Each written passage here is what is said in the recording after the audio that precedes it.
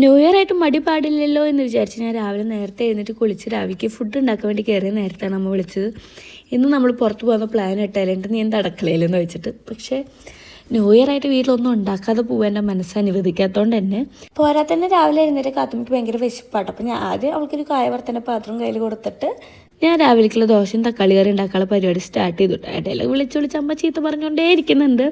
അല്ലെങ്കിലും ടൈമിലെന്നായിരുന്നു നിങ്ങൾക്ക് തന്നെ ഇരട്ടിപ്പണി കൂടുതലാന്ന് പറഞ്ഞു. പക്ഷേ ഒന്നാം തീയതി ഒന്നും ഉണ്ടാക്കിയില്ല, പിന്നെ ഈ വർഷം ഫുള്ളും പോക്കായിരിക്കും എന്നെൻ്റെ മനസ്സ് പറഞ്ഞുകൊണ്ടാണ് ഞാൻ ഫുഡ് ഉണ്ടാക്കാൻ വേണ്ടി കയറിയത്.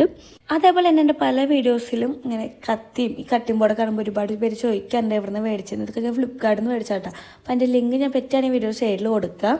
പെട്ടെന്ന് തന്നെ ഞാൻ കറിക്കേണ്ട എല്ലാ സാധനവും അവിടെ അരിഞ്ഞൊക്കെ സെറ്റ് ചെയ്ത് വെക്കുന്നുണ്ട്. പിന്നെ ഇതൊക്കെ ഒന്ന് വാട്ടിയെടുത്ത് കഴിഞ്ഞാൽ നമ്മൾ തക്കാളി കറി 10 മിനിറ്റുള്ള റെഡി ആവും. നല്ല ടേസ്റ്റാട്ടോ. നല്ല കനം കുറഞ്ഞ ദോശയ്ക്കും ഇഡ്ഡലിക്കൊക്കെ നല്ല ടേസ്റ്റാണ്. ഏട്ടൻ നല്ല ഉറക്കമായതുകൊണ്ട് തന്നെ കാത്തുമ്മയുടെ ഡ്യൂട്ടി എനിക്ക് കിട്ടി. ഇപ്പോൾ കുറച്ച് ദിവസം നമ്മൾ ഭയങ്കര യാത്രയും കാര്യങ്ങളായിട്ടായിരുന്നു, നല്ല ക്ഷീണം ഉണ്ടായിരുന്നു. അപ്പോൾ ഏട്ടനെ ഞാൻ രാവിലെ തന്നെ വിളിച്ച് എഴുന്നേൽപ്പിക്കാൻ നിന്നില്ല. ഞാനും കാത്തുമ്മ എഴുന്നേറ്റ് കുളിക്കാട്ട് ചെയ്തത്. അതുകൊണ്ട് തന്നെ കാത്തുമ്മേനെ എടുത്തിട്ടാണ് ഞാൻ ഓരോ പണികളും ചെയ്തത്. അപ്പോഴേക്കും എന്താ നമ്മൾ തക്കാളി കറി റെഡി ആയിട്ടുണ്ടായിരുന്നു. പിന്നെ ഞാൻ ദോശയ്ക്കുള്ള മാവ് എല്ലാം കലക്കി സെറ്റാക്കിയതിന് ശേഷം പെട്ടെന്ന് തന്നെ ഞാൻ ദോശകൾ ചുട്ടെടുക്കുന്നുണ്ട്. അതേപോലെ തന്നെ ഞാനിപ്പോൾ വരും എന്ന് വിചാരിച്ച അമ്മ വീട്ടിലൊന്നും ഉണ്ടാക്കിയിട്ടുണ്ടായിരുന്നില്ല. സാധാരണ ഞങ്ങൾക്ക് മാത്രമാണെങ്കിൽ ഒരു 5 ദോശ ഉണ്ടെങ്കിൽ ഞങ്ങളെ 3 ആളെ വയറ് നിറയും. ബാക്കിയുള്ള മാവ് കൊണ്ട് ഫുള്ള് ഞാൻ വീട്ടിലേക്കുള്ള ദോശ കൊണ്ട് ഉണ്ടാക്കിയിട്ടാണ്. വീട്ടിലേക്കെന്ന് വെച്ചാൽ അച്ഛനും അമ്മയ്ക്ക് എല്ലാവർക്കും ഉള്ളതൊന്നും ഉണ്ടായിരുന്നില്ല. ഉണ്ണികളെ വിശപ്പം മാറാനുള്ള ദോശ ഉണ്ടായിരുന്നു. പിന്നെ അവർക്കും ഉള്ള ദോശയൊക്കെ ഉണ്ടാക്കിക്കൊണ്ടിരിക്കുകയാണ്. അങ്ങനെ ദോശ ഏകദേശം ആയപ്പോൾ ഞാൻ ഏട്ടനെ പിടിച്ച് എഴുന്നേൽപ്പിച്ച് പല്ലേക്കാൻ വിട്ടയച്ചിട്ടുണ്ട് കേട്ടോ. ഇനി വേഗം വായോ ദോശ കഴിക്കാം എന്ന് പറഞ്ഞിട്ട്. അല്ലെങ്കിൽ ദോശ ചൂടാറി കഴിഞ്ഞ് വലിയ ടേസ്റ്റ് ഉണ്ടാവില്ല. എനിക്ക് നല്ല ചൂട് കൊടുക്കണേ മൊരിഞ്ഞ ദോശ കഴിക്കുന്നതായിട്ട് ഇഷ്ടം. പപ്പിളിക്കും ഏട്ടനുള്ള പ്ലേറ്റിലേക്ക് ദോശയും കറിയൊക്കെ ഞാൻ ആക്കി എടുത്ത് വെച്ചിട്ടുണ്ട്.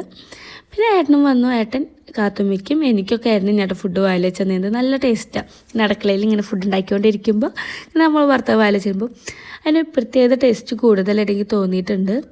ഏട്ടൻ പറഞ്ഞു നല്ല കറിയാണ്, എനിക്ക് ഭയങ്കര ഇഷ്ടമായി എന്നൊക്കെ പറഞ്ഞു.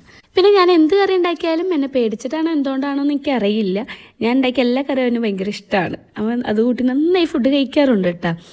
അങ്ങനെ ഞങ്ങളൊരു 5 ദോശ എന്ന് വിചാരിച്ചു കൊടുത്ത് ഒരു 6-7 ദോശ ഞങ്ങൾ 3 ആളും കൂടി കഴിച്ചിട്ടുണ്ട്. നല്ല ടേസ്റ്റ് ഉണ്ടായിരുന്നു. പിന്നെ നല്ല കനം കുറഞ്ഞ ദോശയിൽ ഒരുപാട് കട്ടിയോ കാര്യങ്ങളൊന്നുമില്ല. പിന്നെ ബാക്കി വന്ന ദോശ ഫുള്ളും ഞാൻ ഉണ്ണികൾക്ക് വേണ്ടി പാക്ക് ചെയ്തെടുത്തു കേട്ടോ. അപ്പം ഞങ്ങളിന്ന് കോയമ്പത്തൂർ പോവാണ്. അതെങ്ങട്ടാ എന്താന്നൊക്കെ നമ്മൾ അടുത്ത വീഡിയോയിൽ പറയാം. അപ്പോൾ എന്തായാലും ഇന്നത്തെ വീഡിയോ ഇത്രയ്ക്കുള്ളൂ. ബായ്.